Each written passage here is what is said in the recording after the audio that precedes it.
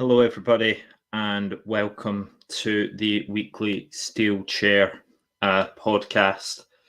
And if you weren't aware, if you hadn't seen the news, today we unfortunately have to start with a very sad story. Indeed, I'm, of course, joined by the regular main face, the architect of the weekly Steekchair, Reece, but together he's joining me, and I'm sure we're all joining, all of you in the comments are joining us as we pay tribute and remember Jay Briscoe, who unfortunately earlier this week died in a car accident. Terrifying stuff. Reece, it doesn't quite feel right to launch in with our usual jovial, how are you? We will absolutely come to how you are, but I wanted to sort of deal with this first, and you agreed with me. Just an absolute devastating shock for the wrestling world on the whole, wasn't it? Yeah, first of all, to our viewers, I second that hello comment from my fantastic co-host who we agreed would open today's show with this tribute. I agree, it's horrible what's happened, and we look at safety of what we've just happened, COVID, and as obviously people lost their lives over COVID, the lockdowns have finally ended. We thought there would be a change, life would be, I know this might sound cheap, but life would be better. But in recent years, lots of icons, particularly in sport and life itself, fashion, if you're a Vivienne Westwood fan, for example, I know my mum is, so that's a passion for her. But in the sense of it, like, if you don't understand wrestling, but still have compassion and empathy, you'll understand that what we've done today is the right way to open a show.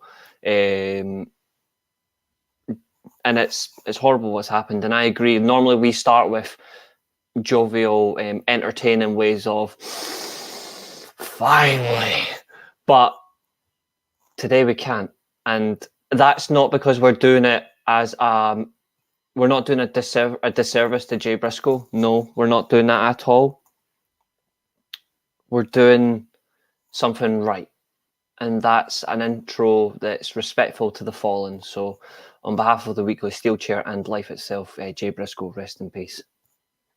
Yeah, absolutely. Rest in peace, Jay Briscoe. I mean, when you think about sort of the foundations of the modern tag team scene, and sort of who is claiming the spot as the greatest tag team in the world at the moment. Absolutely. I've always gone for sort of FTR, but FTR had a fantastic series with the Briscoes that I think, it compiles the tragedy of this, that more and more people were actually starting to get into the Briscoes. They've been toiling away, doing their own thing for so long. And of course, people will say, well, the impact to the business is nothing compared to the impact on his community and on his family. And we completely respect that.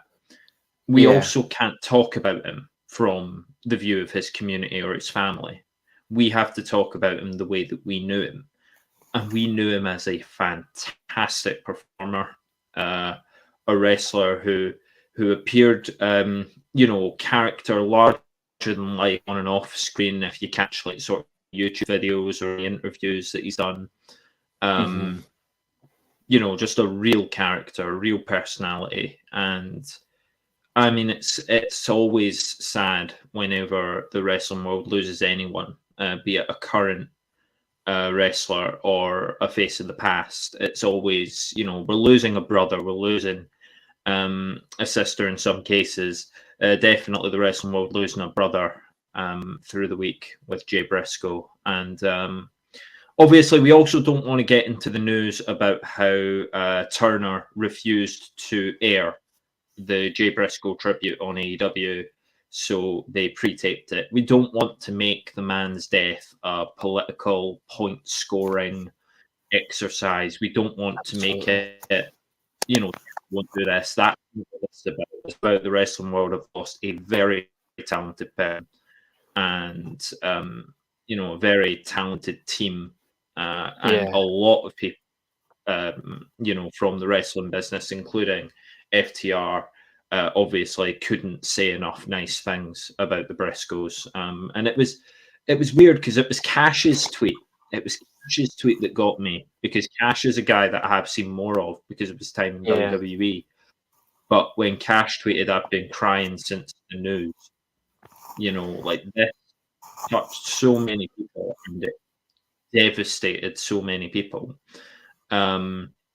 In terms of sort of memorable Briscoes moments, obviously Jay Briscoe, but if you want to go with the Briscoes as well, because of course we're not only mourning the man, chiefly we're mourning the man, but also the tag team. I mean, it's the end of an era for Ring of Honor's tag scene.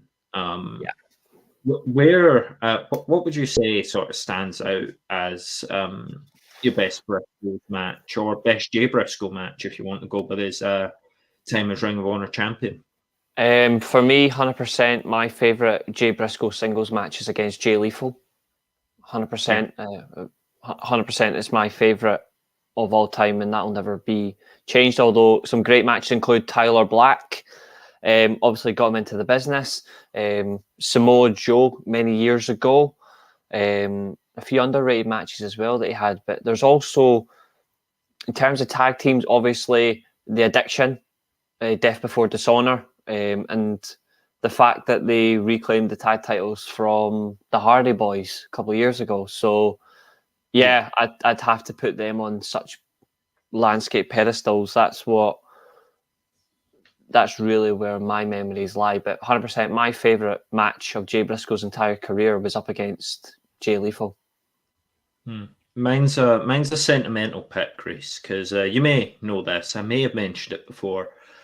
You were at I was front row at the Ring of Honor Reunited, I think, or maybe it was just first. Maybe it was just Honor United. It was whenever they came over the UK the first time, and I don't remember exactly which one, but yeah, I know I was front row, so I think it was Reunited for this one. It's on the Ring of Honor website what you're about to talk about, isn't it? It's the Supervillains, which of course has a different person on it, but we don't go into him. No, versus Punishment Martinez and the Briscoes. And I remember front row, these guys were just so full of character, the Briscoes, and Jay would obviously be a big part of that, because he was really sort of getting in our faces, and he was, the crowd would taunt him, he was taunting back, he would yell back, and it was amazing to me because up to the point of seeing them live, they had just been this sort of like archetype character.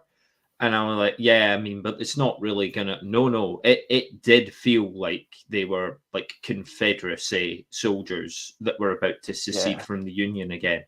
That character was so strong. They played that part so well, and Jay Briscoe played his part so well.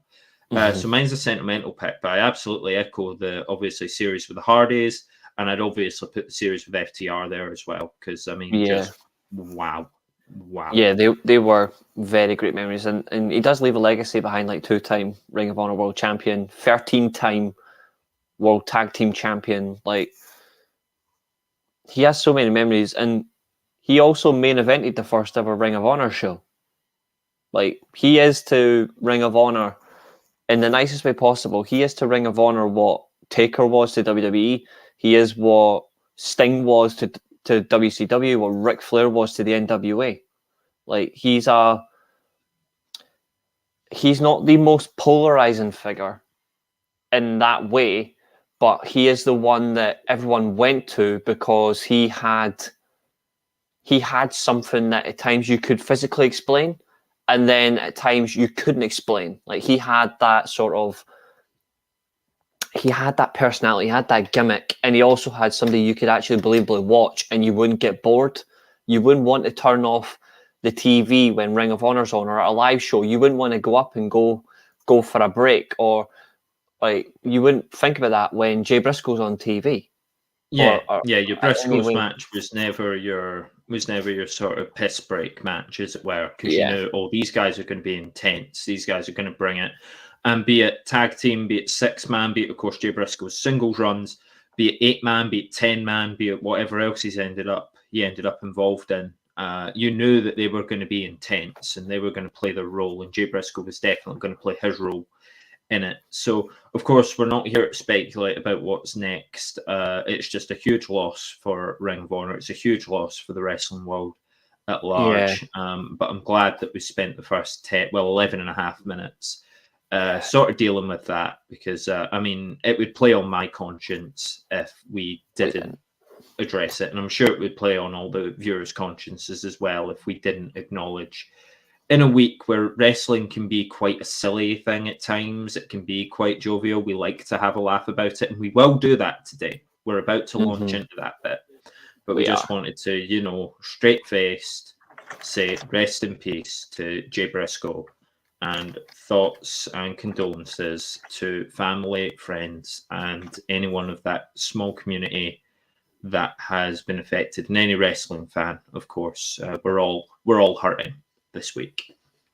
Yeah, 100%. And that's the most important thing. Like, we could announce 100 different things, and at times it wouldn't, like, there's so much that we can get through in the nicest way, and at times it's absolutely fantastic, and at times it's slow and cyclical. We try to do things differently, but today we really had to do things really important, and that was, simply put, we had to do the tribute show, and in the nicest way. Like, a tribute show, this is what people don't understand, and this is what our podcast does really well when we pay tribute to someone. We don't have to spend 30 to 40 minutes paying tribute to someone, right? This is what other podcasts do, and where they go wrong, and some of them go right, where they go wrong after 30, 40 minutes is they start to repeat themselves, or they start to think, well, what have we not said yet? And then I'll be honest, I'm here thinking, even at 13 minutes, like, there's only so much we can say about it, but of course we wanted to make sure that it was addressed. And everyone grieves differently, everyone deals with grief differently, and of course, if someone wants to talk 40-50 minutes, I imagine someone who's followed Jay Briscoe throughout his whole career probably has an hour and a half. I was listening to, of course, couldn't get through a week without mentioning him, Jim Cornette. I was listening to him talk about Jay Briscoe, and that clip's an hour on YouTube. And sure, he goes off on tangents at points, but it's still mainly about him, and he goes for an hour. I know. So it depends on your situation.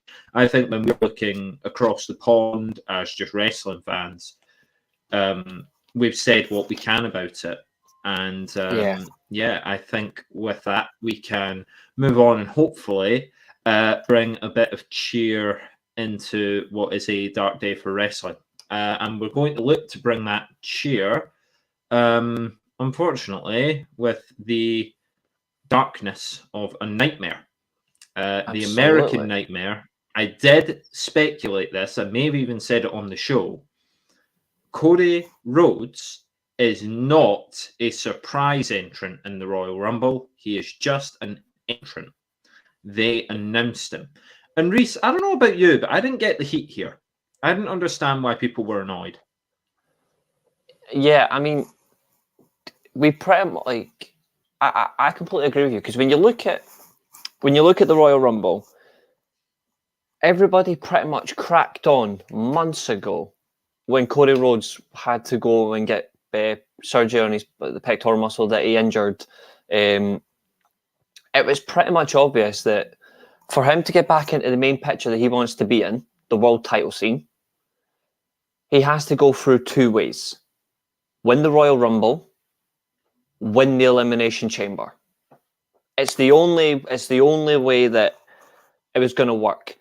But there's one problem with the second one, and that's the Elimination Chamber.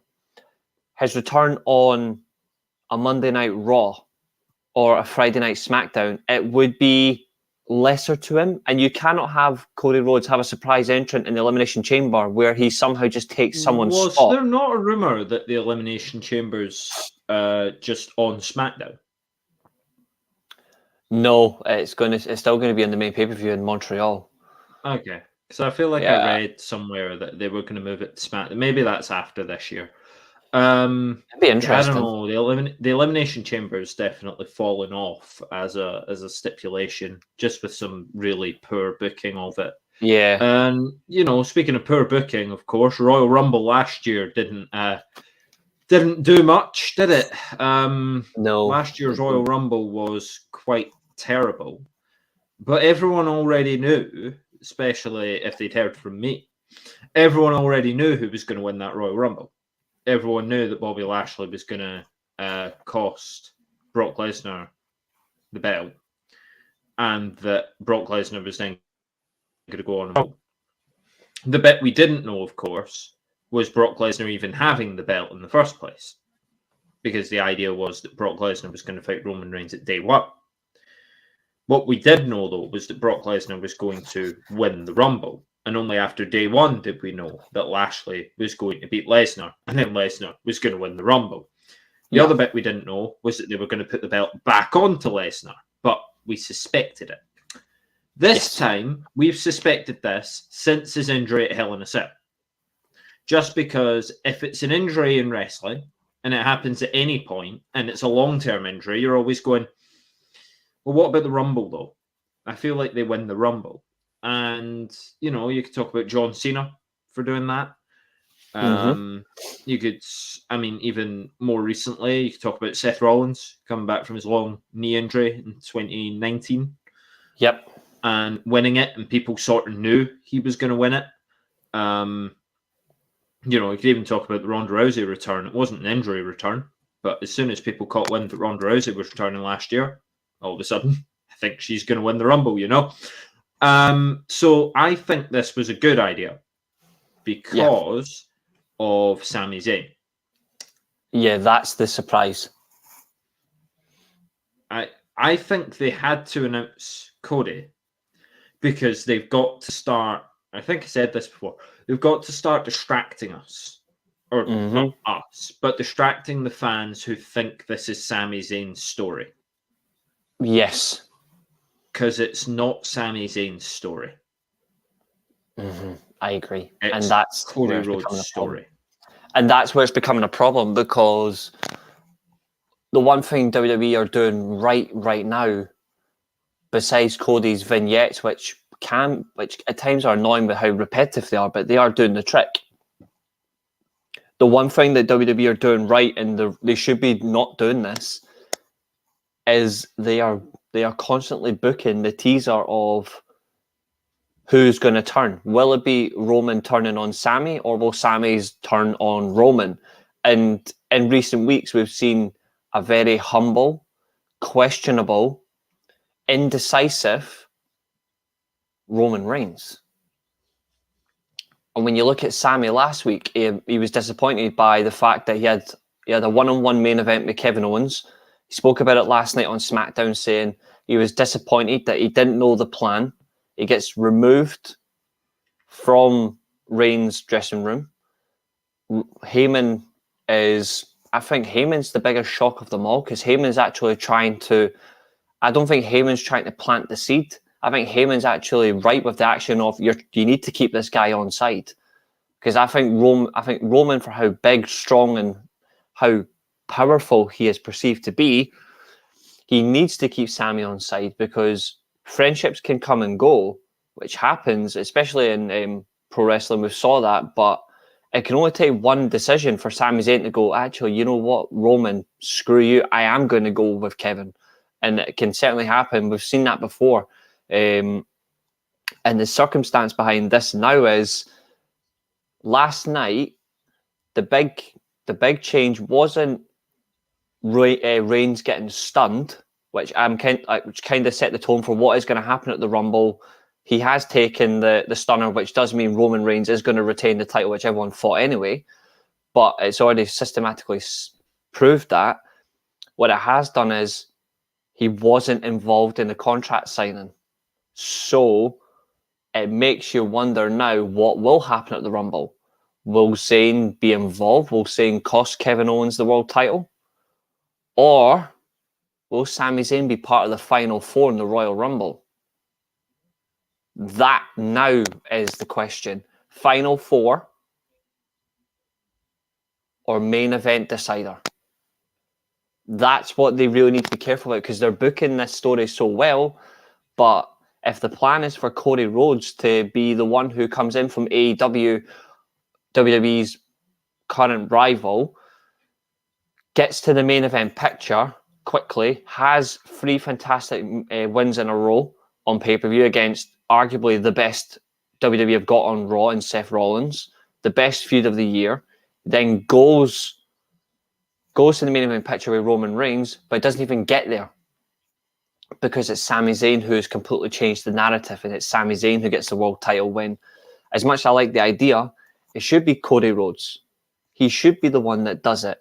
But the narrative is changing so quickly because of WWE's booking, and the fans, rightfully so, are behind Sami, because the Bloodline storyline would have died before Sami Zayn had even got involved, because it was going stale.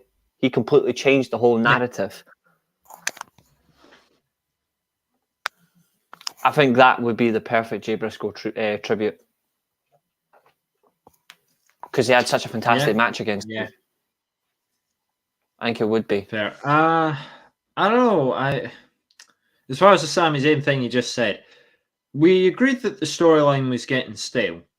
Sami Zayn was a masterstroke with that. I feel like the main thing I want to flag you up on, and again, it could just be my infectious optimism coming through here. Go on. I don't think Roman Reigns taking the stunner and going through the table last night guarantees that Roman Reigns is winning. You think it could be a draw? Well, you got to hear me out here. Okay? No, I really want it, because I'm enjoying this. Yeah, right. Okay. This is a pipe bomb. This is a pipe bomb of positivity rather than a pipe bomb. Right. I've been spinning a web, Reece. Right. So lovely. You have Kevin Owens stunned, and it's ever since I watched the clip, I've been spinning this web. I was in the shower, spinning this web. I was getting dressed, spinning this web, just going, how would they do it? Fair enough. And I think at this point, lightning in a bottle, I think I'd have Roman lose. You would end Roman Reigns' world title reign next Saturday? Here is the only reason I say that I would maybe do it. Go on. Roman's issue is with The Rock, and it's going to be with The Rock. Especially with Raw coming up, absolutely. Cody has not crossed paths with Roman Reigns. Good point. So all I'm saying with the web that I was spinning, Cody needs the title. It doesn't matter who the champion is. Cody hasn't said he needs Roman Reigns. Cody has said he needs the title. The goal is clear. Royal Rumble. It's not Roman Reigns, though. And sure, he's probably going to come out on Raw next week and say he's coming for Roman Reigns after he wins the Rumble. And this web will be, destroyed. But I wonder if Sami Zayn and this ultimate turn is to help Kevin Owens win the titles. It does wonder, because when you look at it, though, there are some interesting factors, obviously, and we will be coming to, funnily enough, my GOAT very soon, but we'll be coming to The Rock very shortly, because there is a couple of plot twists with The Rock's return that's come out in past couple of days from tweets, journalists, and himself, funnily enough. First of all, I think it's a load of nonsense. I still think The Rock will be at WrestleMania. I think he's generally pulling a secret fast one. I think he's doing our Cody Rhodes. I think he's picked a couple of opponents who will get him into proper ring shape, who will make him ready for WrestleMania. If they can't get The Rock, absolutely keep the belt on Roman. Yeah, because then you can have... Then you need to do Cody and Roman. You can have Bloodline versus the Dream Dynasty at WrestleMania. But if you're going with Rock versus Roman at Mania, it cannot be for a world title. Reigns is winding down. He is actually. Reigns wants to do less of this. And I understand the whole, he'll want to go out as a losing champion. And that's interesting to look at there. Cody will not beat Reigns. See, that's what I'm saying. No, I quite like that. I've got it, Cody doesn't actually have to beat Reigns. Yeah, I think you're right. I think you're right that Reigns keeps the belt till Mania. Could just be again that I'm getting hopeful. But I was hopeful when John Cena came back. I was hopeful when Finn Balor was the opponent. I was hopeful the first time it was Kevin Owens. I was hopeful about Logan freaking Paul. You were all hopeful, so was I, about Drew McIntyre and Cardiff. Was hopeful about Drew McIntyre. I was convinced. I was more beyond hopeful. We were at that point. Drew McIntyre. That's true, Luke. When a reign goes on for so long, when a reign goes on for so long, I don't think so. It's coming to an end, Luke. Much longer, anyway. It's coming to an end, bud. He's going off to do more acting. He's like going part-time. At least that's what I last heard. Several films this year. He's in Fast. He's going to be. So far, it's just Jason Momoa. It's been confirmed for Fast 10, but there's rumors that Reigns will be in Fast 10 as well, and he is rumored to be in a few other. He's rumored to be in another few films as well. Yeah, I imagine he will be. So all I'm saying is, it's not a foregone conclusion, and that's what I like about this. And I like the way that they did it, because if it was the go home, foregone conclusion, Roman Reigns is winning. Reigns has one more week. Reigns has one more week to try and hospitalize Kevin Owens. The Bloodline have one more week to utterly destroy Kevin Owens. And chiefly, Sami Zayn has one more week to make his mind to decide where his loyalties lie, or leave it a surprise for the Rumble. We are going to be...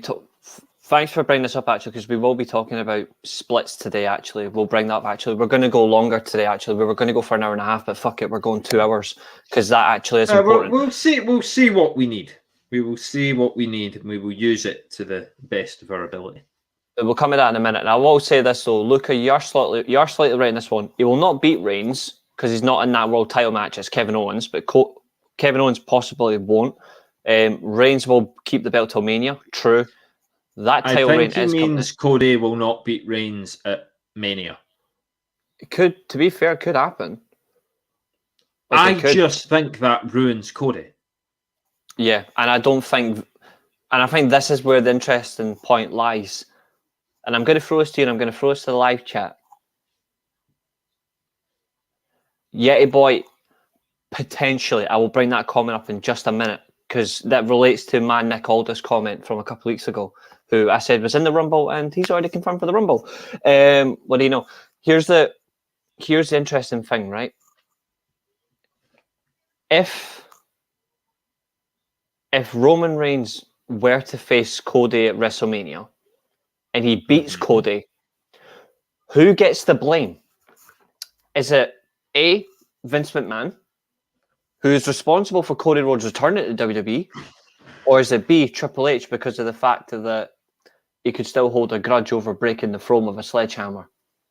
Or is it C, the creative edge that just cannot, it's just too focused on the Sami Zayn storyline? What do you think? And same with the live chat, A, B, or C? Vince, Triple H, or the Sami Zayn narrative? I want to get your thoughts on that. D. All of the above? No. Luck. We have a classic Mustafa Ali situation here. Go on. The guy's got himself over to new heights. Certainly new heights in WWE main roster. He's probably about as popular now as he was in NXT. And it's a guy that's built it up naturally through a storyline that he wasn't necessarily a part of. And he was doing this silly little thing where he was pretending to be an Uso. And it caught fire.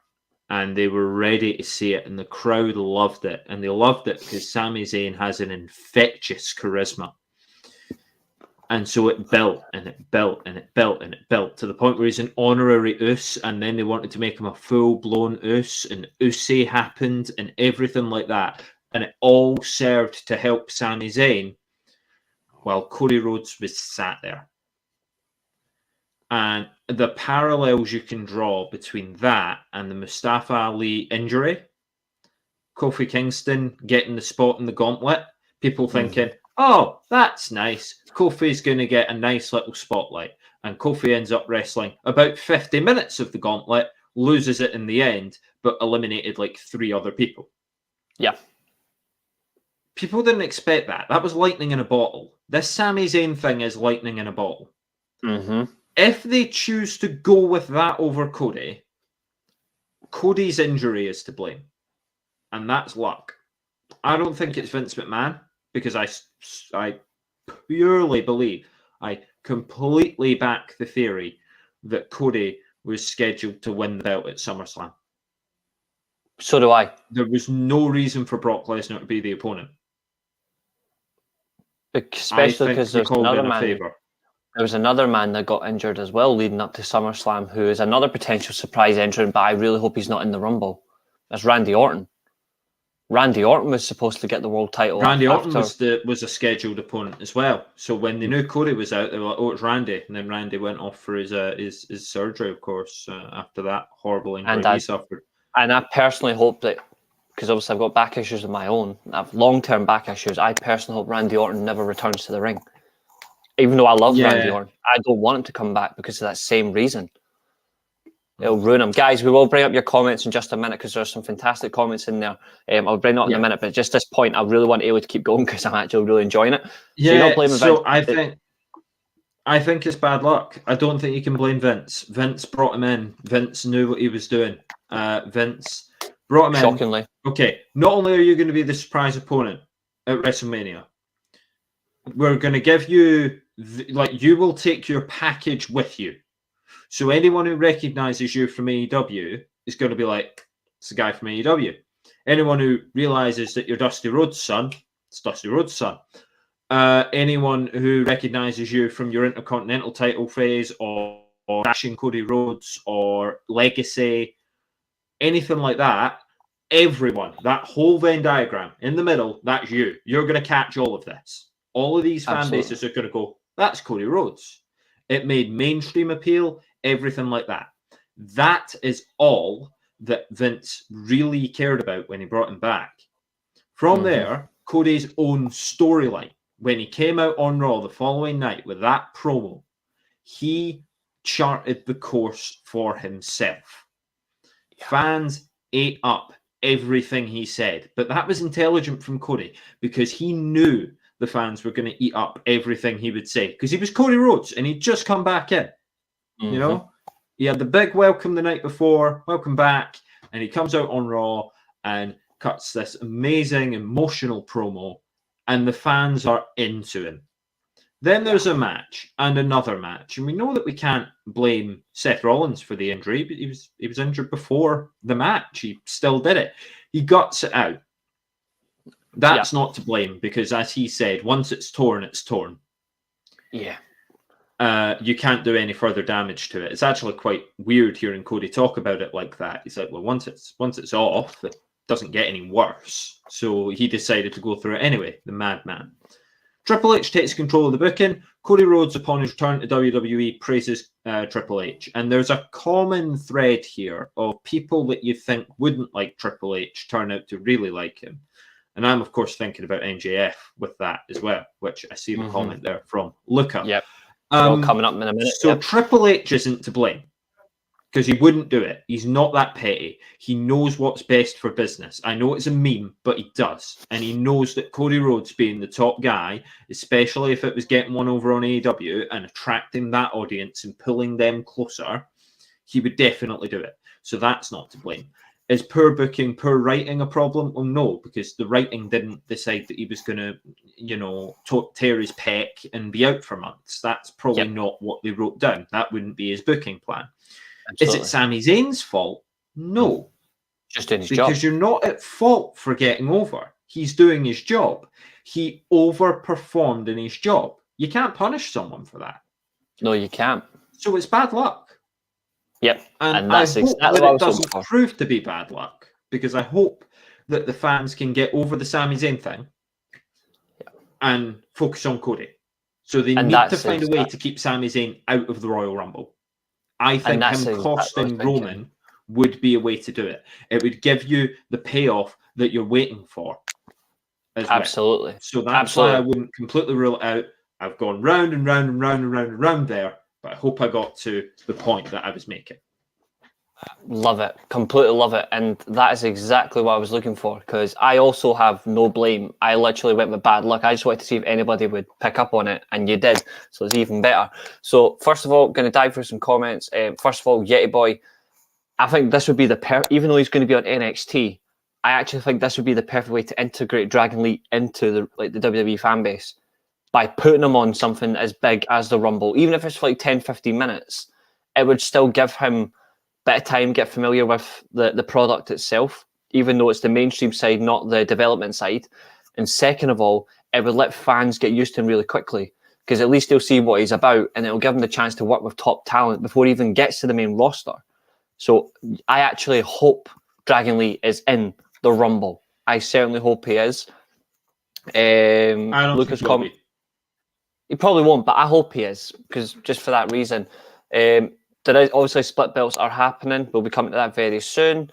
Lucas saying Reigns for him will keep the belt till Mania or SummerSlam. If it goes to SummerSlam, I swear to God, I will stop watching. I swear to Christ, I will stop watching. You don't know who the opponent for SummerSlam would be. Matt Riddle or Gunther. Honestly, like whoever wins the Money in the Bank. I'm not saying Sammy beats Reigns. I'm saying Kevin Owens beats Reigns. Yeah. If you want a believable champion now, it's Kevin Owens. If you want to wait till April, it's Cody. If you want to wait till the summer, Gunther. Gunther, sure. Yeah. Or Braun Breaker, like as a mad shout, or Karrion Kross, because it can all happen. WWE need to have the WWE title. Raw will have the WWE title again, I'm sure of it, because there's no way they'll keep it on SmackDown. Yeti Boy, I think that the main reason they brought Cody was to try and get the AEW stars. Funnily enough, like what Eilidh said about AEW audience, I do agree regarding talent as well. It's a good attraction. That's why they're probably going to try and get CM Punk. Yeah. And then Lucas saying the only one that can beat Reigns is MJF. Well, that would mean another year of Reigns as champion, and no thank you. Roman. You also really don't want to go from a Roman Reigns to an MJF. Because WWE fell down this hole, and they already fell down this hole because they were doing Roman Reigns versus Brock Lesnar. Top tip for booking here, people, and I've never done it, but I'm just going off what I've seen, the eye test, as it were. Fans prefer when you give them someone they like. So at a point, you have to give them someone that they like. You had to have Kofi Mania. You had to have Daniel Bryan win. If you just bombard people with heat again and again and again, and we'll go on to the next heel, and we'll go on to the next heel, and we'll go on to the next heel, people stop caring. Eventually, there has to be that reprieve. There has to be the good guy actually won. And for a little bit, the good guy is going to be on top. And that's fine. And you don't need to have a 3-year reign of the good guy being on top, but let the fans breathe a little bit before you break their hearts again. Yeah. That's why I would do the right thing when it comes to, I think, because they've had, and Yeti Boy's actually right, 'cause this is what I was coming on to. Yeah. All this time of a heel champion to give it to another heel. Exactly. Like, we haven't had the reaction. Like, imagine Roman Reigns loses this really long reign and then just gets, like, there's boos after he does it. Yeah. So it's like think whoever beats him, if it's Gunther or whoever, if they're like, boo, you beat Roman. And if Roman wins, it's like, boo, you beat Gunther. Like, no one's going to cheer. You'll get beat the traffic chants and stuff again. Not a good idea. Exactly. Here's another thing as well. When you look at Roman Reigns' title reign, right? So I'm just going to bring up the exact days now, because this is really interesting, right? Because this is a massive problem, and it's also Like, it's a problem, and it's also like something you got to respect. So yes, so today is officially 872 days as champion, right? WWE Universal Champion. So he's 2 days past Gunther's 870-day title reign, right? As much as I don't like Roman Reigns overall, I still respect his work, and I will give him that. 872 days. It's past Gunther's reign, which was absolutely phenomenal. But the longest recent face champion title reign, and it's not even a joke. Yeah. But in the past 5 years alone, only 2 reigns have ever went like a fair distance. That was AJ Styles' 364-day reign. The other was Drew McIntyre's 202-day reign.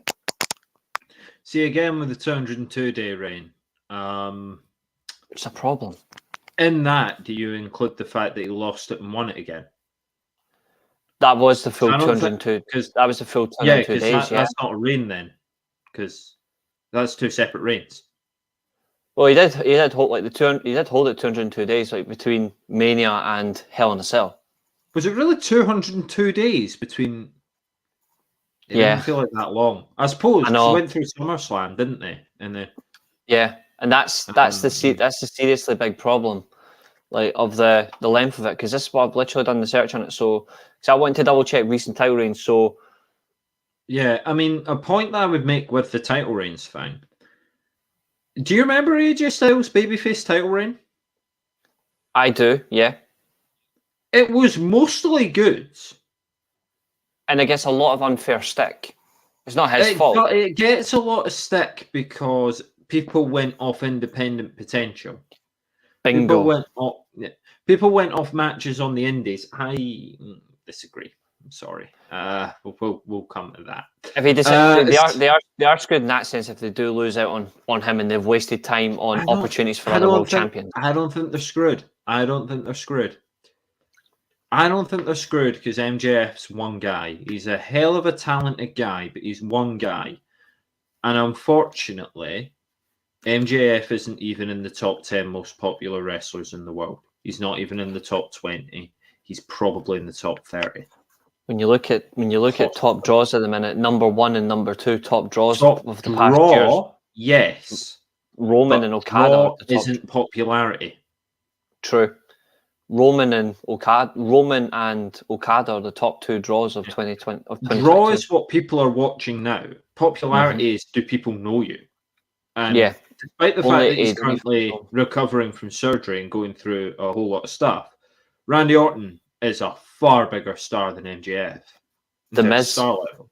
Who I think they're both the exact same, but far bigger star. I'm not saying MJF's a worse worker. MJF's a better worker than the Miz. 100%. He's a fantastic worker. Easily. I don't think WWE are screwed because WWE would rather miss out on MJF and keep Seth Rollins and keep Roman Reigns at least to a part-time deal, and they'd rather keep hold of, depends whose age is going, they'd rather keep Braun Breaker. I'll tell you that 100% right now. Sheamus, Carmelo Hayes. Keep hold of Pete Dunne, probably. Mm-hmm. They'd rather keep Sheamus because they have time on the clock with these people. Finn Balor as well. Yeah, Finn Balor, AJ Styles, people like that. But I'm going forward. I'm like, how much of a part will AJ Styles play when he's like mid to late 40s? Are they winding him down? And people like, but all you have to do is look at Rey Mysterio now, and you WWE value the people that they put on TV because they've put the time into them. If they don't get MJF, I don't think it's a disaster. I think MJF would be making the wrong decision. But that might be a controversial thing to say. They've wasted another year. Yeah.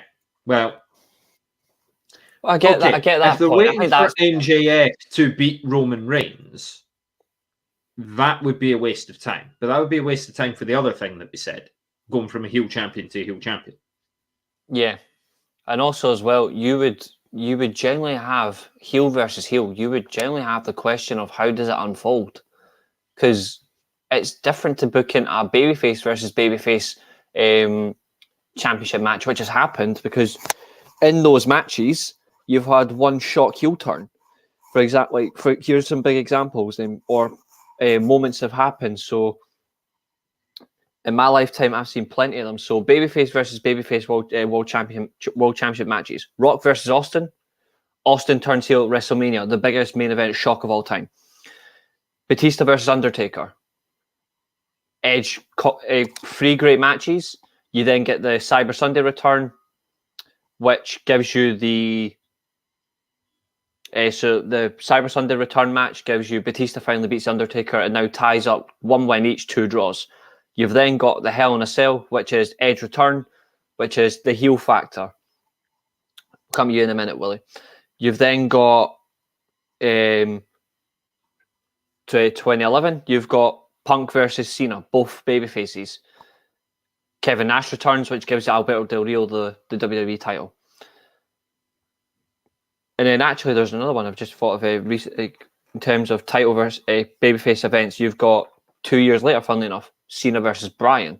Randy Orton cashes in Money in the Bank, turns heel. It's easier to book a babyface versus babyface because you can actually have an impactful change. It's harder to book a heel versus heel because you can already expect the outcome. One of them is going to do a heelish tactic. The other's just going to fight clean, even though they're a heel. It's so much harder. So I agree in that waste of time perspective, but it's so much harder to do, and they can't pull it off. You physically cannot pull it off. And of course, the man Willie is in. He's a I love pro wrestling, but I'm not a fan of WWE. That's fine. United Wrestling Network isn't always the best. NWA Pro Wrestling is fine, although Tyrus is a scumbag. Impact is great. Impact is for the first time since August actually had their highest ratings for their show for Impact Wrestling midweek. So that's first time in August. And All Japan Pro Wrestling is slipping a bit. So I'm just saying. All Japan Pro Wrestling has been slipping recently, and that's because they're not actually getting designated target audience, which is very shocking even for them, because obviously New Japan is thriving more because of Ospreay losing the US title to the title collector. Yeah, that definitely happened. But anyway, back onto game. Yeah, Cody. Adrenaline. We sort of round. Back onto Cody. Yeah, it's obviously great that he's not a surprise. I think they just have to go ahead and announce that he's entering at number 1 or number 2. I think they just have to do it. I think there's only one number that Cody Rhodes should appear in. There's only one number. Go on then. Number 10. That's the only number that Cody Rhodes should be given for the Royal Rumble. Why? Because Dusty Rhodes only appeared in one Royal Rumble. And that was entry number 10. What better way to pay tribute to his dad and get his goal on the road than by entering at the number that his dad had. Number 10. Okay. So I think they could have like Seth Rollins go, well, you see, I have contacts in this game, Cody, and I've happened to already secure you a number. And possible. Seth Rollins is basically forced management to put Cody in at number 1. Keeps that pot, bubbling away on this Cody and Seth stuff, which, despite it being 3-0 to Cody, still doesn't feel like it's over. Yeah, I think there's so much more to come. But again, it's because Seth Rollins is so weird. No, it's just... I don't think that's right. I don't... Look... No. I disagree on that one. It's not just because it's the biggest brand. and we said this last week, if WWE folded, the would be so big that it would kill pro wrestling. Absolutely. At least kill it to the level that it's at. No other company would be able to step up into that mainstream. If WWE announced, yep, we're closing our doors tomorrow, no more, bye-bye. Okay. Find more wrestling that's going to fill a primetime slot on Fox. Find more wrestling right now that's going to fill a primetime slot on USA. Find another slot, like another wrestling company that's going to be able to fill an 80, 90,000 seater stadium, 100,000 that they've done once. But find another wrestling company that'd be able to come over at the UK and fill a 60,000 seater stadium. You know? It just isn't the case. WWE in the form that it's in now could stop existing in about 2 weeks. Could be a month, could be later this year. It's a lot of money changing hands. And people of this channel should know, if you're talking all the time about the Glazers selling Man United, and you keep getting more news and more news and more news, will it be February? Will it be April? Will it be September? Will it be January of next year? Are we talking 2024 or 2025? When are the Glazers looking to let go and get rid? Exactly. I think that's something you really need to comprehend, Willie. And that's, I guess, what. Yeah, I get your point. Like, Man United are £5 to £6 billion. Yeah, that's a lot of money to change hands. You got to arrange then who's going to do it. Obviously, WWE have brought in the Reign Group, who were involved with Chelsea. Pretty important with the Chelsea thing. So the same sort of thing that's happening there. It's going to take a while for the sale to iron out. Just because the TV rights get sold doesn't mean the company's done yet. They may have to put a deal together and then go back on it. They may have to say, well, USA Network, we'll roll the contract on. But the way that I see it, USA and Fox don't even want to keep these shows because they're losing a lot of money on them. And they lose a lot of money on them because the format of these things has moved on. WWE will probably be sold to one of the streaming services. WWE will still exist. WrestleMania will still be a thing. They will still be selling out these massive events because that's what they're in the business of. It's what Nick Khan's in the business of. NWA have nothing like the history in terms of people would be able to go back and trace it. If you're a wrestling historian, you know this stuff because you read up on it all the time. If you're not a wrestling historian and you're just a wrestling fan, you've still watched WWE from the 90s. I've still seen WWE events that were done before I was born. I can't say the same thing about NWA. I'm going to say this now, and Willie does make a fair point, right? He does say the NWA Pro Wrestling has history too. But if you remember what I said on last week's show, not very many people right now are watching NWA Power. Not very many people are actually aware of where to find NWA content. And here's another thing as well: the NWA went downhill many years ago when they split between All Atlantic and NWA. Then WCW was obviously went across. That big split there cost NWA a lot of top talent for them to consistently compete with the WWF, now WWE. And recently as well, when you think about it, they've made several incorrect booking decisions that includes Tyrus as world champion, bringing in EC3, who is not fit for the talent, bringing in Chubby Ray Dudley or Billy Ray, as you call him. But it also doesn't help that just no one's watching it now. History is history, and if you don't have anything now, that's all that it is. You can go, how good was the NWA in the 60s? And a fan like me, 22 years old, has never watched it, is never going to go, oh, I'll go watch wrestling from the 60s. I'm not going to do it. It's not how our brains work.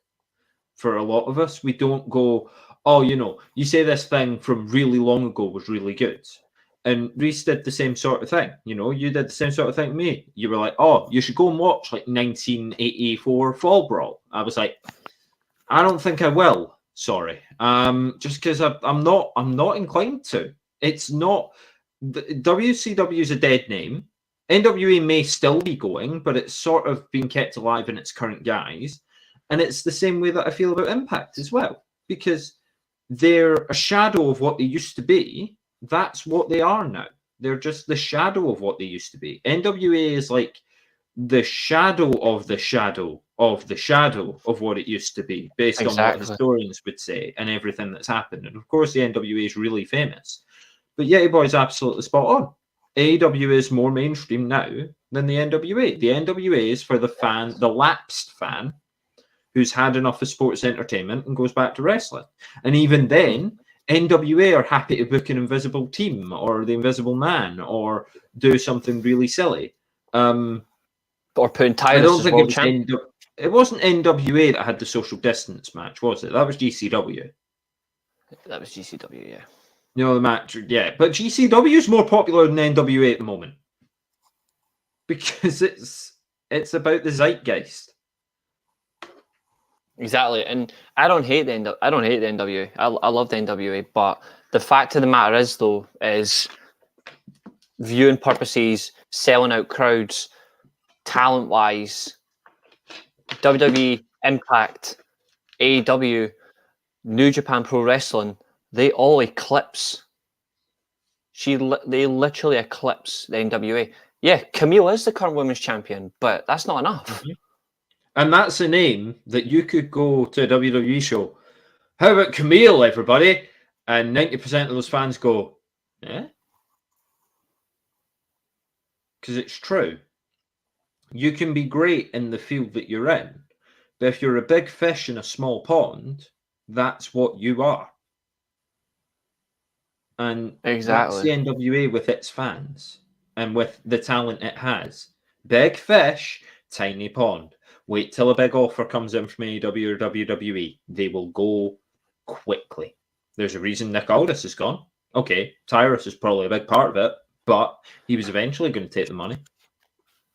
Exactly. And, Willie, you make a fair point that WWE so-called champions only wrestle within their company, but to be fair, though, like, that's purely because they don't have to go to other promotions. Roman Reigns doesn't have to. Man. Yeah, true.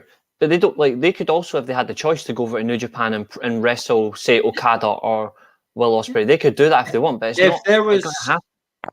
If there was a free reign, WWE.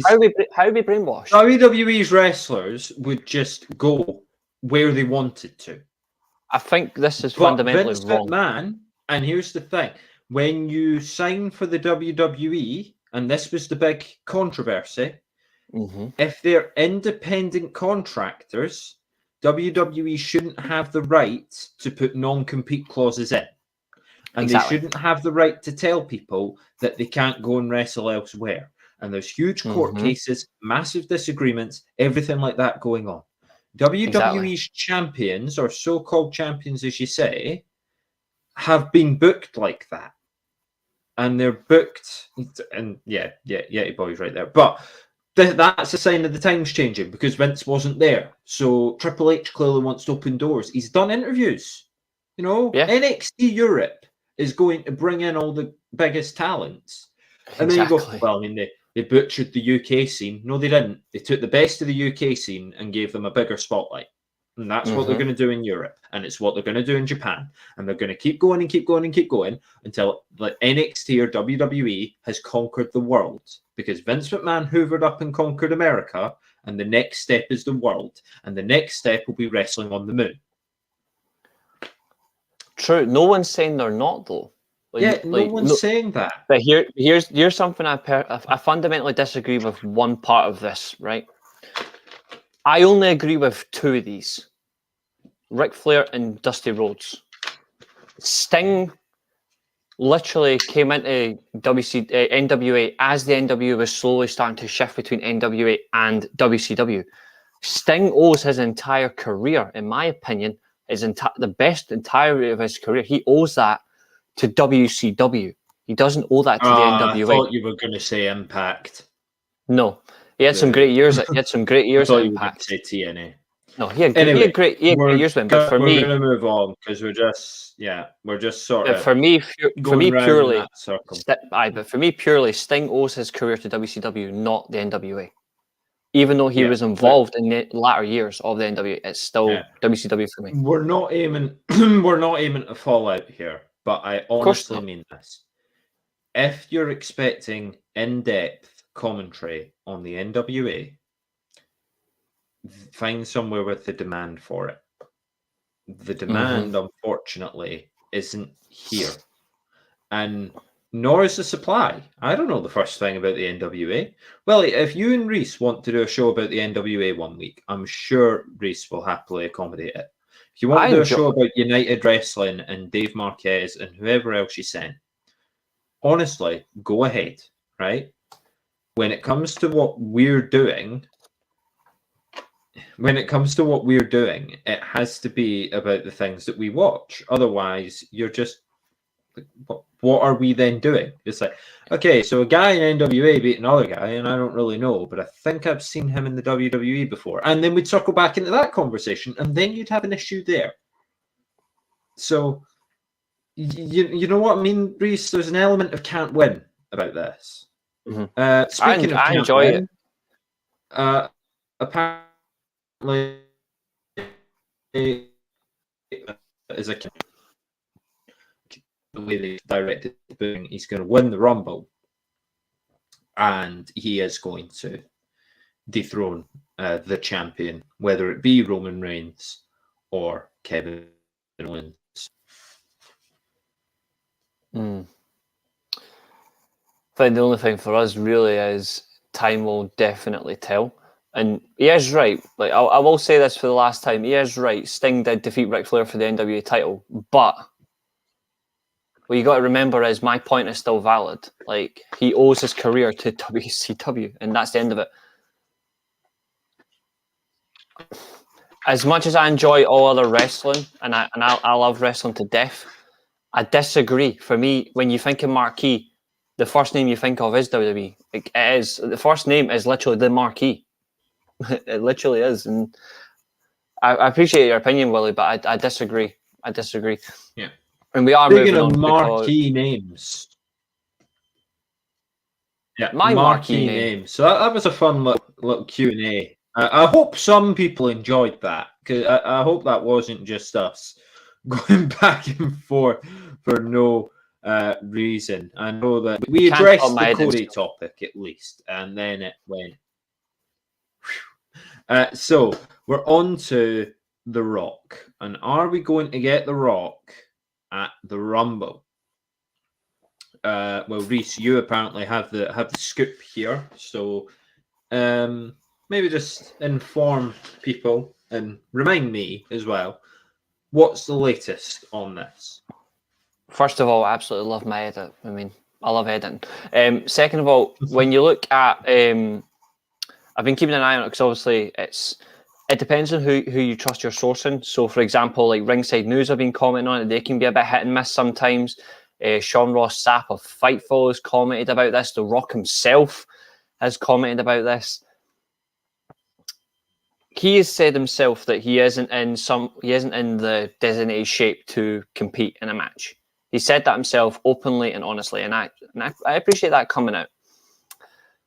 But he says that if they find a program for him that fits to be involved, he'll do it. When you look at this, I 100% believe that's a complete smokescreen. I think it would not, like, for example, like if Cody Rhodes, you don't just return to the Royal Rumble out of shape. You will be in shape to get in the Royal Rumble.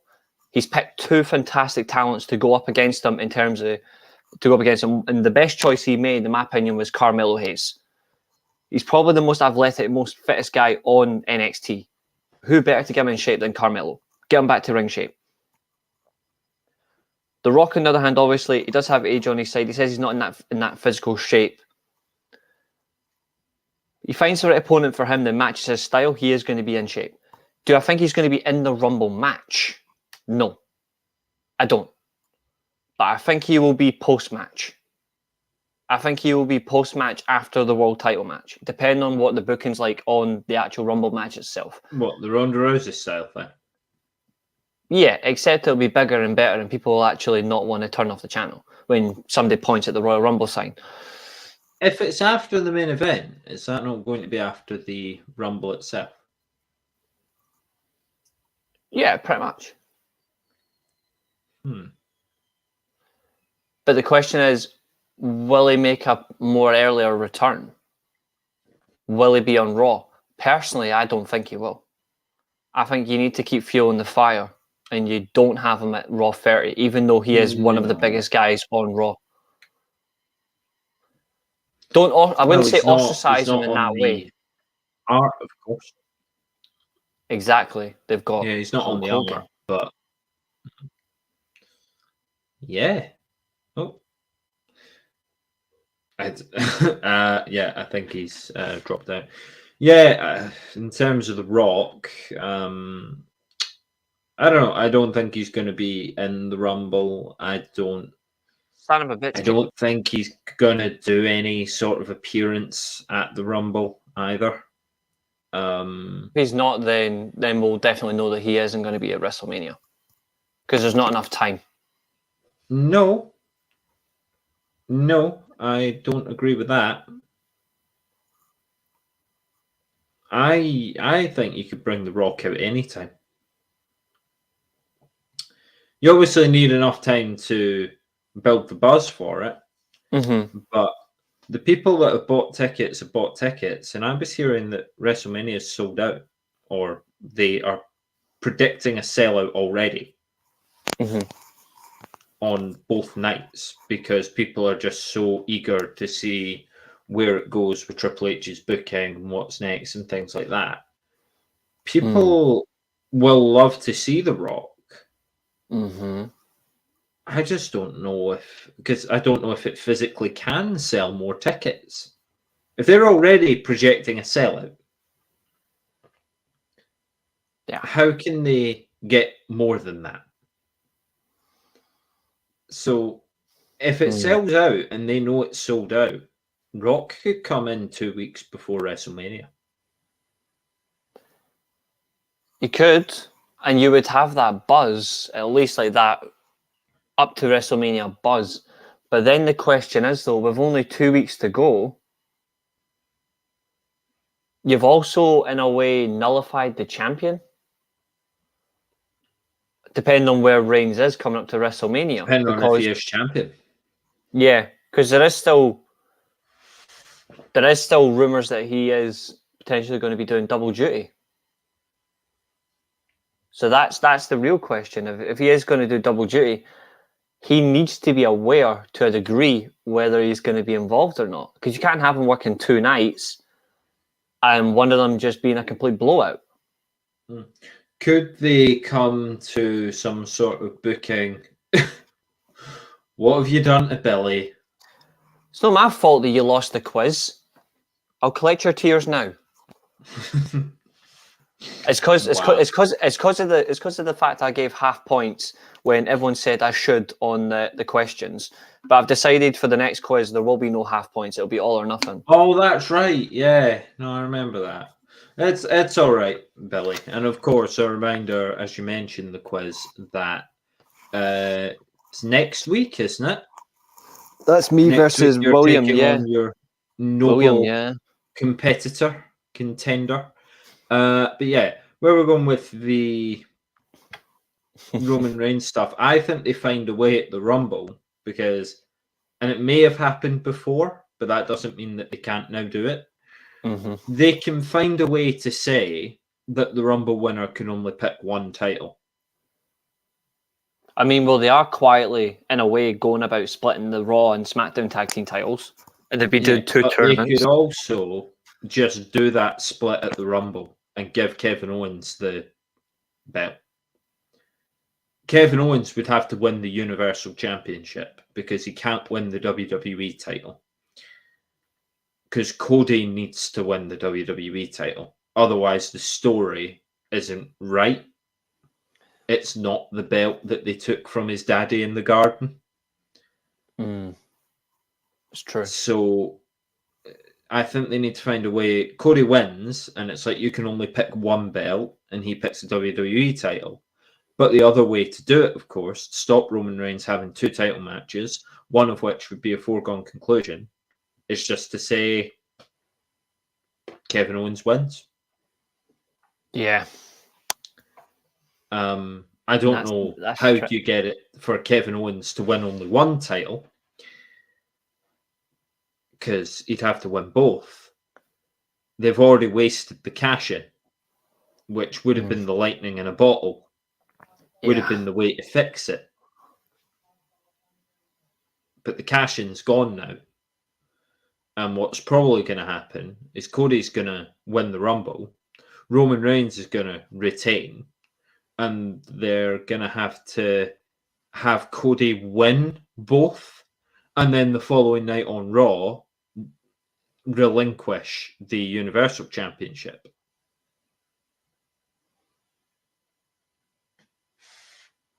Yeah. I mean, what do you think about that? Like, how do we get to the point where The Rock can have this match with Roman Reigns and it's not a title match? Because with a title match, it's stupid. We know The Rock isn't going to win the title. He doesn't have the time. I think the only way they can do it, because they can't change it now. They've already booked Saturday as a Universal Championship match, as a WWE Universal Championship match for both titles. They can't just change it then. Exactly. The only other thing they can do, Reigns drops the title in Montreal. He drops one in Montreal. That's the only way that you can do it. But we all know that he won't bother if he's asked to do it. Well, the Elimination Chamber, if that's what you're talking about, yeah, isn't going to have the champion in it. Because it's going to be like when Shayna Baszler won it. Yeah. It'll just be who's the contender. I know. That's and the problem. Maybe there's no point in having The Rock in that either. So that's that what would I mean. really There's ruin this it. weird sort of. If The Rock's in the Rumble, it's stupid. Yeah, I don't want him in the Rumble, period. I don't want him in it. No. That's what I don't get. The match is right there. The Rock and Roman match is right there. But it's also not a championship match. It doesn't need the title. So why? So they introduced Cody back into the fold. That's fine. Cody's your clear Rumble favourite. That's fine. Yeah. I'm having a problem working out how they actually get The Rock to have the non-title match with Roman. Because even if they do it the way that I'm talking, and it's 2 weeks out from the show, if Roman still has both belts, what you're telling me is that Roman will defend one belt at WrestleMania and not the other. And then that completely that's the only way that they keep Roman's potentially his gimmick going of like the whole head of the table, like whatever he runs SmackDown if he's still champion. But then again as well, you made a valid point when he takes a break, when Roman takes a break to go and do filming, that's not short. Like when Rock and Cena and Miz went to do filming, they're gone for 2-3 months. They've got to be fully committed to do it. But you cannot have that. It's like with Brock Lesnar, where we've criticised Lesnar in that sense before, where he takes his time off, but at least he comes back and wrestle. He was always at least available within the 2-3 month period. Yeah, I like Billy's theory. What I want to know though, Billy, is when he loses to Cody on the first night, does he lose both titles? And then what would you do with that situation? That's the problem I've got here. It's how do we get from where we are now to the brand split rule? We know that we have Sami Zayn. Well, we think we have Sami Zayn and Kevin Owens win the titles. Obviously, if Kevin Owens is about to win the titles, that would change. But we'll go off the more likely scenario that Sami Zayn and Kevin Owens are going to beat the Usos. Loses both unless there's something where Sami beats him for one beforehand and defends against KO. It's a good point. I think the only other way as well, there is only one other option. And I've said it before on this show. It would, in a way, devalue the WWE title to an extent. It'd be a shame, but obviously Reigns prefers SmackDown. He prefers the Universal title. It's the one that he had before he went, before he had to forfeit because of his leukemia. You can tell that's the one he really values more than the WWE title. He doesn't give a shit about Raw. No. When you look at Reigns, yeah, but what I'm thinking is for him purely is Cody Rhodes could want to win the WWE title. It's the one he talks about. But there's also the sense that the other option is Reigns decides, fuck you on the WWE title and just throws it down. The WWE title becomes vacant. But why would he do that now? Because the only thing that matters to him is being Universal Champion. It's the only one he physically wears. He doesn't give a shit about the WWE title. Yeah, but now, though, when he's got both of them, and we know that the ego's such a huge part of this character, It is. Why now would he just go, I've got both, I don't need both? Like, if he did that from the start, it would have made sense. If they used Theory's cash-in to make it a triple threat and Clash and have Drew beat him for the WWE title, that would have made sense. If they used the cash-in just to have Theory win the WWE title, that would have made sense. If they had Seth Rollins at a point come in and win the WWE title, that would have made sense. If Cody hadn't got injured and they'd have just put that belt on him, that would have made sense. The problem is, if you're building to Roman and Rock, they can't have a title match. No. Because Rock can't win. Yeah. If it's non-title, then Rock should win. I disagree on this. Exactly. That is the payoff of this story. The payoff, the end of the bloodline, is Rock coming in and beating him. Yeah, because he is the whole thing. Like there is no Roman. There is no the head of the table. Yeah, there is no Roman. There is no Usos. There is no Ava Ray and all that. None of them matter. None of them matter without The Rock. And this is another thing as well. I slightly disagree because on Monday, it is a good point. It is a good point. I just slightly disagree with the fact that it's not KO and Sami. The tag titles are splitting anyway. If Kevin Owens and Sami Zayn, Kevin could potentially just go to SmackDown permanently and compete with Sami on SmackDown, or vice versa, they go to Raw. If the Judgment Day win the Raw tag team titles, that gives the Usos the fact they can now stay on SmackDown and give them that permanent position where they can focus on being SmackDown champions, because they've dominated SmackDown the whole year. It gives Raw a different perspective by having a heel champion that is actually on a high. Yeah, there's so much. Again, then you've got the heel versus heel. Like, it's weird that they've even booked the match. I know. I like it. Judgment Day have been doing really well, but it's a weird match to book. Roman can't lose twice, so it kills his character. Yeah, absolutely. This is the other issue. Like, you can't have him win at Mania. You can't have The Rock win the title at Mania. Mm-hmm. You feel like The Rock has to beat Roman. You have both belts on Roman. Yeah. And Roman's going away. So I feel like the only answer is to have him lose one before Mania. But then that takes the shine off the Mania moment. So it's so hard to fix. Weird conundrum. And they could have fixed it by just giving Drew McIntyre the title in September. Yeah, they could have done.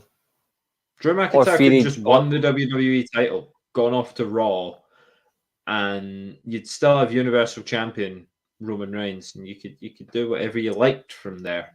Because you've saddled all your booking with this stupid undisputed champ, it never works. It never works. It's great for a night. Chris James say, "Yeah, I did this. Great, well done, you."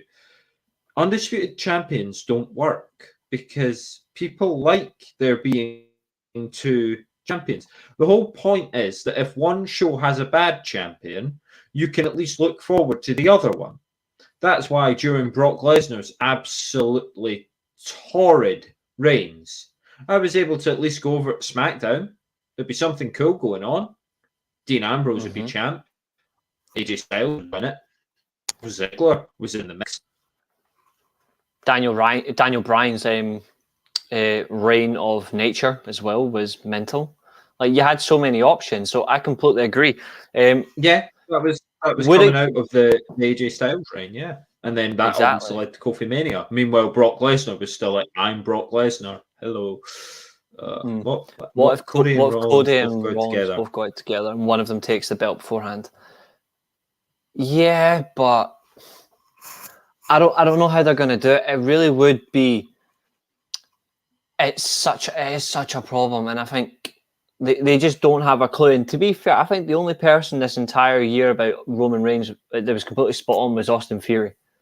Austin Theory was completely spot on after he failed his cash in on Rollins when he said it's physically impossible to cash in on Roman because of how well he's being booked and how well he is right now. It's hard to do it. So I had to go and book for the US title, even though that was a farce on its own.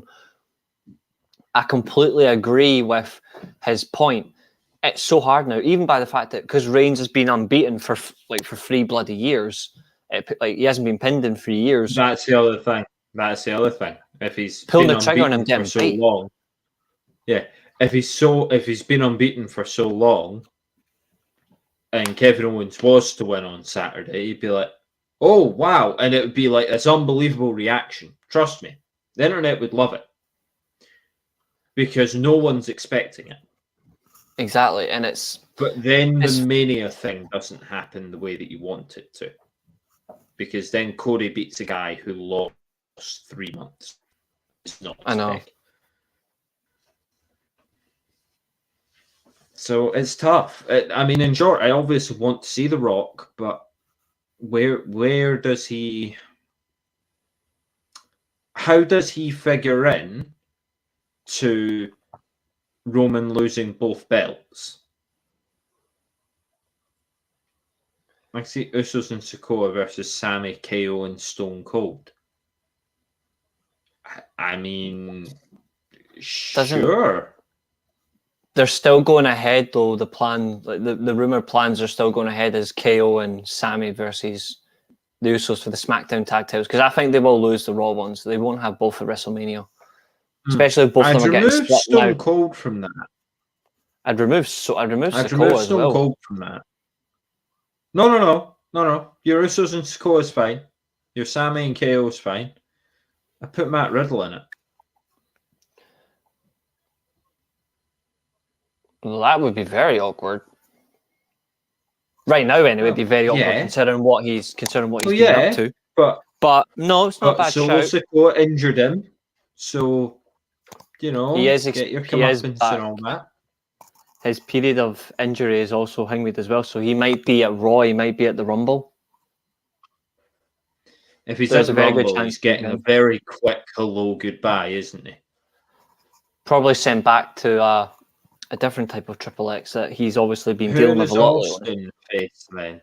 Have we heard that Stone Cold's coming back? He's thinking about it. Has he said having another match? I don't think he's finished. I think he wants to do a few more. I think LA Knight, I don't know, but that does make a lot of sense. I think LA Knight is a modern day 2020s decade version of The Rock. He's good in the ring, good on the mic, and he's polarizing. We already suspect that John Cena's going to have two opponents, potentially 3, depending on if LA Knight is free at WrestleMania. The other being Austin Theory and the other being Logan Paul. But if you've seen it today, because I've shared that, I don't know if anyone else has seen it, but I don't know about yourself, is Austin Theory done a video on his Twitter about WWE 2K23. He took a steel chair in the development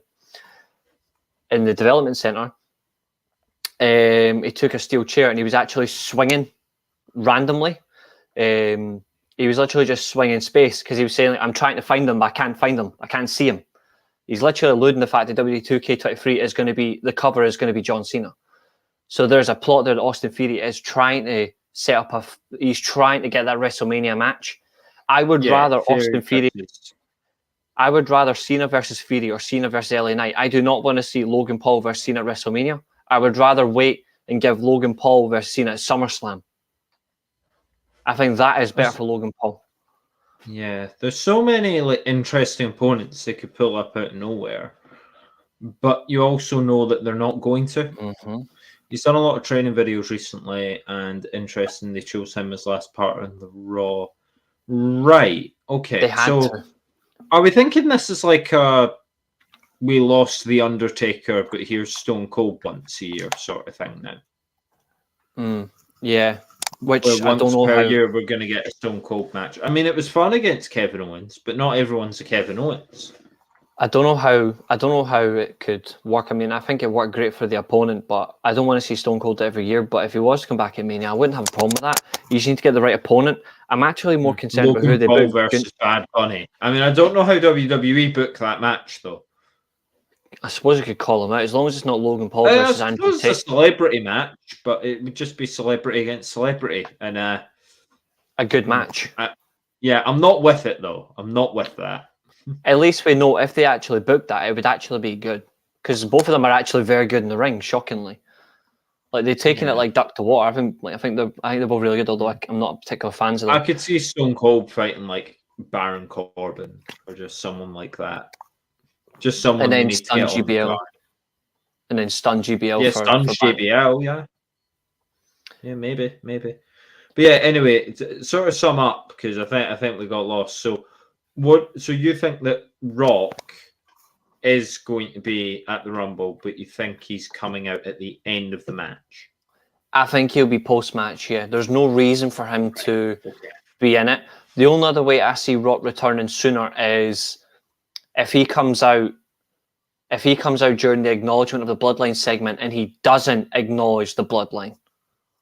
See, that would be good. But there's one thing I really want to happen if he does come out. I like the current Rock theme. I've got no issue with that. He's had it since 2011. I think the best... Not this. I think there's only one thing they have to do, in my opinion. Build up to Hollywood. He is the whole... For him, like he is the main guy of the Bloodline. He sees it himself. He is the big one. He is the great one. He is the people's champion. Now more than anything, if he comes out, he should come out with his Hollywood theme. He should come out with the Hollywood Rock theme because it sets two precedents, right? One, it sets lack of acknowledgement because Hollywood Rock was cocky as fuck, and two, it's an act of defiance. You would expect the classic Rock entrance, right? You don't get that with the Hollywood theme at all. You don't get it. It's a plot. Billy with a fantastic point that ties up both those topics we were talking about there, Rock and Cody. If Cody is the star and Rock comes back, he takes away that spotlight. Yeah, completely. Speaking of spotlights, speaking of stars of the past, are they coming back? Are they not? Raw, got several. 30. Now, there's usually, if I think back to Raw 25, if I think back to Raw 1000, there's a long list of people that end up on these shows. Most of them are recognizable. They are. And I'm not a fan. I'm not a fan of the. Yeah, and I'm not a fan of the promotional art for the show. And Billy has completely agreed. Do you not want to watch it just for the? I would only watch it in the nicest way. I would watch it if Hogan got rock bottomed by The Rock, or if he got chokeslammed by The Undertaker for crying wolf that he apparently broke his neck with a tombstone pile driver. But I am not looking forward to seeing Hogan. I think Hulk Hogan should do a segment with the nudie. Let's just lean into having Hulk Hogan on the show. You know, it was like when Titus O'Neil had to pretend that he and Hulk Hogan were best friends. and Hulk Hogan and Alexa Bliss. It's like, this looks weird. I honestly, and obviously we've been messaging the past couple of days. I don't want Hogan anywhere near Raw, and I'm annoyed that he's there. You know how annoyed I am that Hogan is going to be on Raw. I know, but I just find it really funny. Like, the fact that he's going to be on, though, really is interesting. Of course he's there. I found it just as funny as Ric Flair. Of course he's there. Yeah. I think when I look at Raw, right, the first 3 of the 5 they put on the promotional art makes sense. Rock, Triple H, Undertaker, Triple H, HBK. It's because I've got Rock on the brain, right? Those 3 make sense because those 3 literally were key to Monday Night Raw's success. But I think they've missed a trick. Personally, I wouldn't have Ric Flair in that promo art. I'd have Bret Hart. And the second one, with all due respect, I'd have Stone Cold. Because they are key to Raw's success. If you're not going to have Rock, Hart and Austin make sense. Because they had big moments on Raw. Ric Flair had nothing. Ric Flair left Monday Night Raw very quickly. He literally disappeared early for Raw in 1993. And of course, I just can't. We're part of this energy, right? I can't. Hulk Hogan being on this show is really funny. It is funny, but I just can't. And yeah, and I know, Hart, I know. I like him, but I think about Raw itself and who actually were key to Raw success. Hogan wasn't even at the very beginning of Raw. He missed the first 6 months. He wasn't even involved. He didn't really have a main appearing on Raw until 2002 as well, which is funny. I mean, to talk about people that have got heat though, and like, I don't know if it's been like, it'll be mad though. Rumored. You know, if Undertaker's there, probably Kane. I've seen people tweeting about that, saying that they'd like to see a mad return of X-Pac and Kane as for one night only. Is Batista not in the Hall of Fame? No, he's not in the Hall of Fame. I thought he was. Not yet. Okay. Yeah, it probably is there. There's what, like I've said before, next year's WrestleMania, the Hall of Fame headliner's got to be Paul Heyman because it's in Philadelphia. Well, yeah, but I mean this year because it was Hollywood. He was meant to go in the COVID year, right? Yeah. That's where. Yeah. No, I thought this year it was going to be Rey Mysterio. It's not a bad shout. Because well, I mean, they're in California. Yeah, that's true. The only thing that would stop it is he's still active. And he's probably going to have a match at WrestleMania. Whereas the early projection was that Dominic was going to fight him, retire him, and he'd be in the Hall of Fame like the night after, basically. I still think we're going to get Dominic versus Ray at WrestleMania now, but I think purely right now that's why they've got Karrion Kross at the moment, just as a very good distraction. Yeah, I mean it's a great distraction that's gonna keep Rey Mysterio nice and strong by beating him before he gets beat again after he got beat. I don't know, that's the thing. So, but yeah, I mean, who else is on this show? I imagine they've got the same cast of characters that they usually do, the old Divas division. Yeah, the Bella Twins are scheduled to be on Raw. Oh, fantastic! I know. My brother had a fantastic nickname for them many years ago, but I can't repeat it on this show because I would get in serious trouble. But it really is funny. I'll send you after this. Let me just see if I can get like the legends who've been announced, like the exact legends. I wouldn't even call those two legends anyway. While you look for that, obviously Billy's saying, we discussed when Randy Orton comes back, turns on Riddle, we get Orton Riddle street fight at Mania. I mean, Greg sort of says it there. I think at the moment they're viewing. I think I actually saw it a couple of weeks ago. There's no plan in place for Randy Orton. I genuinely think he's done because of his back, and I say this in a nice way. Randy Orton, stay the fuck away. I hope he stays away. I think he shouldn't come back. Yeah, I think he's probably done, and that's pretty gutting. And internally, apparently, RK Bro are finished as well. Well, that's right. Yeah, that probably would mean it means they're either about to fire Matt Riddle or Randy Orton's done, and I would think it's the latter. He could go in the Hall of Fame. I don't think this year. It has to be in St. Louis. Be something for them to do it. Has to be in St. Louis. They might not get back there for a while. I don't know what the next. I know it's Philadelphia after this. I think the only while before they end up in, because they only go to certain areas. I know, it's horrible. I would only induct Randy Orton in St. Louis. Makes sense for him. A proper go home. So the Legends card, I think, is actually decent and underwhelming. Some of them. So you've got top down in order: Undertaker top of the list, Shawn Michaels, Ric Flair, Sean Waltman, which is X-Pac, Ron Simmons. X-Pac. Yeah, Ron Simmons, Road Dogg, who's came out and said he hasn't got a clue what he's doing, Kurt Angle, the Bella Twins, Teddy Long, Jerry Lawler, and obviously Triple H will be there as well. That is literally the card they've announced so far. Nothing else has been announced for who else they've got. So no, there'll be other people. They'll put the Godfather on it. Probably. Because they're PG-14 now. Yeah. So you got, or TV-14 even. So they've got to, make sure that they get some edgy stuff on there. At least they're bringing Kurt Angle on as well. I mean, just for that. Yeah, but Kurt Angle's been on the show like twice in the last year. He's been great both times, but he's literally been there twice. It's not like you go, wow, Kurt Angle, I haven't seen you in 9 weeks. I know. Rock is appearing. That'll be the huge surprise. Could be. Possibly.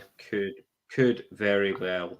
I honestly, I think he could return. I think it'd be a good place for him. I would have him come out during that Bloodline segment where he comes out as his Hollywood gimmick and he just goes to hell with you, because it'd be funny. I'll be honest. These shows are the best and worst, because they have some really funny, really memorable, really iconic moments, and at the same time, because of the nature of WWE, how you sort of get a season of WWE and it goes mania to mania. And they're trying to get rid of that format by actually having the champ retain through Mania and keeping stories going. But usually you get to WrestleMania, end of season, day after, start the next season. It's that sort of thing. Absolutely. When you do shows like Raw 30, Raw 25, Raw 1000, SmackDown 1000 or whatever it was, they did a SmackDown recently, or the 25 years of The Undertaker, or the Triple H 25 years. And yes, that was the pandemic. So 20 years of Cena and all that. Yeah. We don't need to bring that up. When it's just one person, it tends to be fine because it's one segment. When they take the whole show and you're in the middle of building, imagine, and I've never watched it, but I'm going for relatable here. Imagine if you were watching Game of Thrones and then 30 minutes in, a clip from Father Ted comes on. And Father Ted plays for about 15, 20 minutes. And then you go back to Game of Thrones. Then after another 20 minutes, you've gone to Fawlty Towers now. And after those 20 minutes, you come back and there's your Game of Thrones. But after 10 minutes, all of a sudden, your TV's turned off by itself. That's basically what these shows do. You're already in a narrative flow. You're trying to get from point A to point B, and you've just put a dancing monkey on the screen.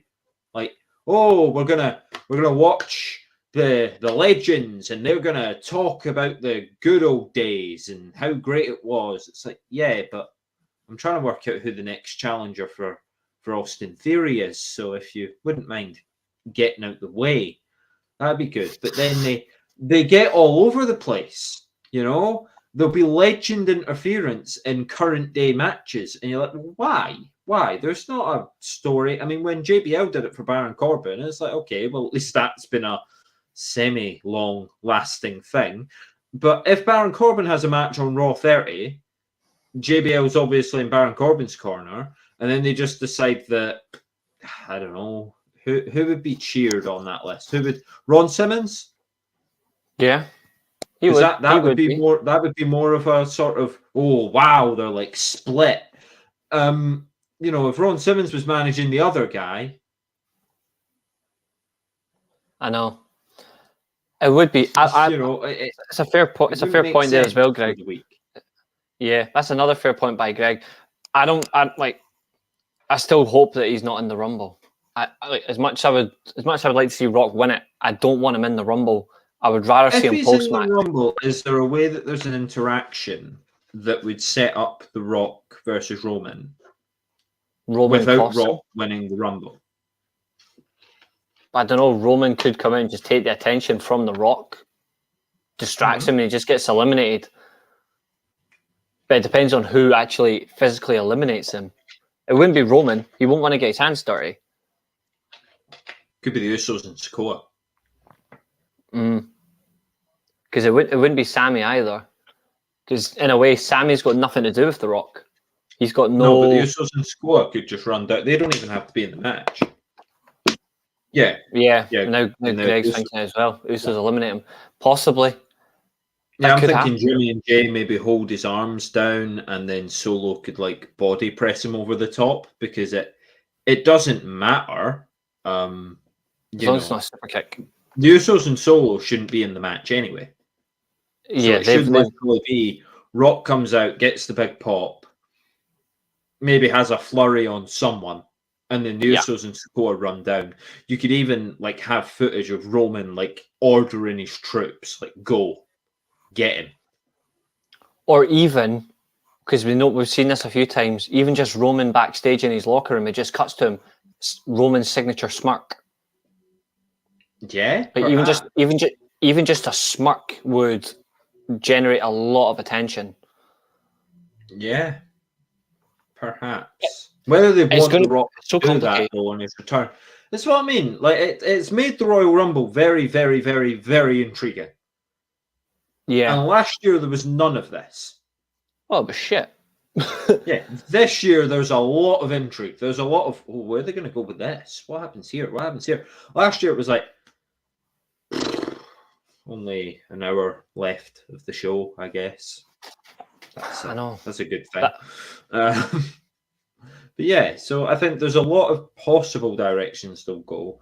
I don't think Rock will be in the Rumble. I don't think he'll face Roman. This is what I was saying earlier, Greg. It's like, I don't see how you get to Rock Roman non-title while also having Cody win just one title. And obviously they want to get both belts off Roman.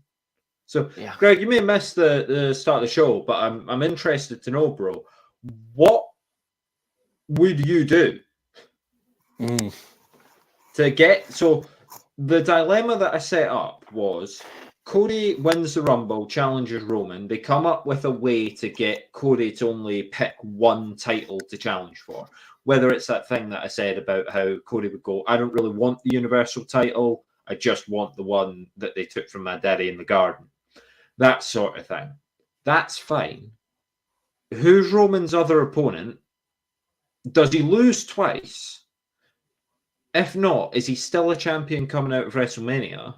And how does that factor into him taking a break? Basically, where do you think the titles go from now to Mania? I'd actually physically love to hear Greg's point as well. I'd love to hear Greg's actual overall point as well. Yeah. Another surprise like to... What is there any other return you'd like to see for Raw 30? Anyone who's not been announced?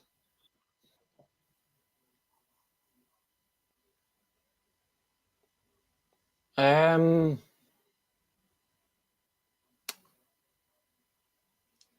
mean, you didn't say Foley, did you?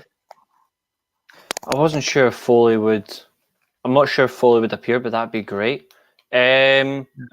another one. I'll bring that comment up just a second, Greg, because I think that's outstanding. The only other return I'd actually maybe like to see.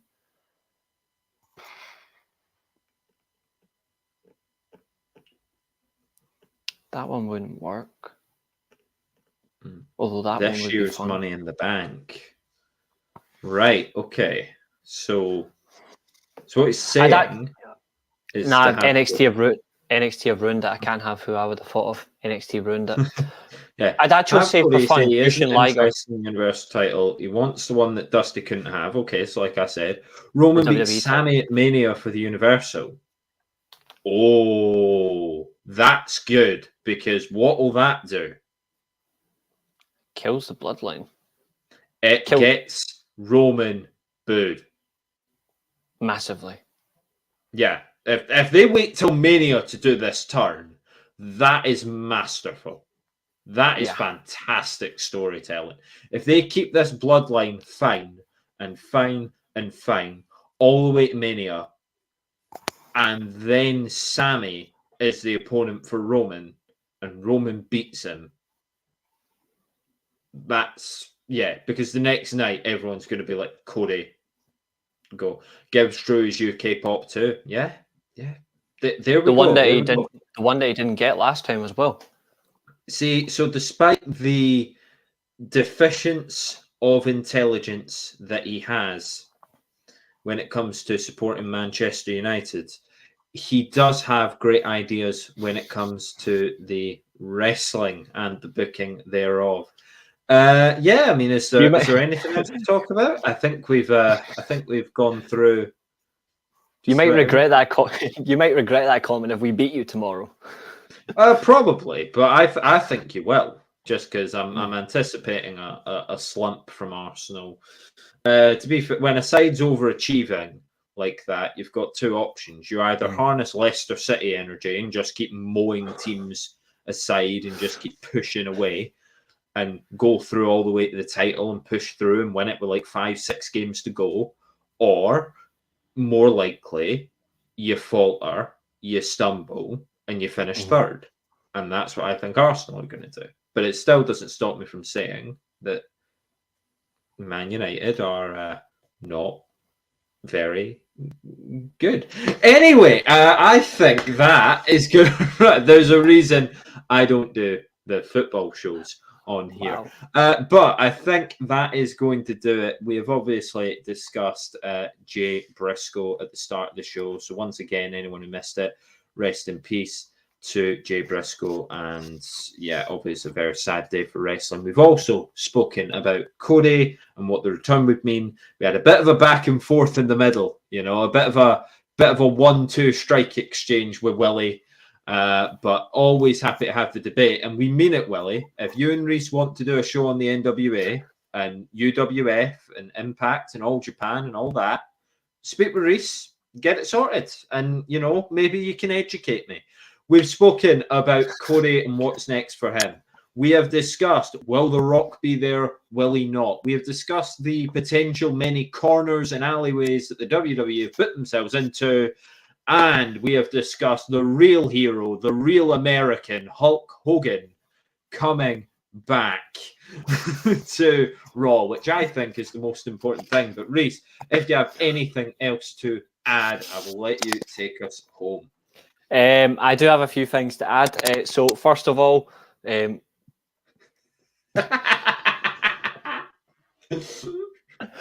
can do it after the Rumble because we actually have 2 shows next week. So first of all, I just want to say thank you to everyone that's watched. It's good to get our fantastic audience back involved in discussions. Next week, obviously, is the Royal Rumble preview. It will also be the downfall of William Bryant when I kick his ass in the quiz, which will be done by Eilidh. The Royal Rumble watch along is next Saturday night as well, hosted by me. William will be on it. Keane wants to be on it because he's raving about Cody Rhodes, and we'll see him. I'll make sure he's actually giving me predictions. I'm not around for the watch-alongs because but you'll still be messaging anyway. I'll just sit and do it. So we'll discuss it after the fact. But me and Greg just sit and watch it, and that way you don't have to deal with our constant positivity, which we know can get on your nerves sometimes. And we know you'll be in the live chat, or just messaging me up your updates anyway. You're saying this match was crap or this was wrong. I know I'll get them from you anyway because I got it at the last event, so it's normal. And also update now, definitive. This is definitive, and this is going to make a few people happy. Ironman quiz, the first of 2023. Get this in your diary because I'm putting this in now. We are blessed with 4 great Saturdays, and I am throwing this now. February 25th. February 25th. Sorry, not February. March 25th. Sorry, March 25th. Why am I saying February? Fuck knows. March 25th is the final Saturday of the month. That will be the first Ironman quiz of the year. It will be hosted by me. Eilidh will again be on it. Greg, if you want to be on it, I wouldn't be so quick to judge that. Are you disappearing? I genuinely have something on that day. If it's the London Derby, then I'm going to be disappointed. It's not. It's not. I'm going to see Annie.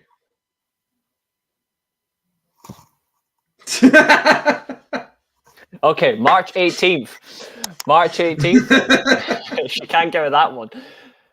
I'll bring it forward a week. March 18th then, because there's nothing on that week. There's nothing on that weekend. March 18th, Ironman quiz. I'll be hosting. Eilidh will be on it. Greg, if you want to join us, jump on.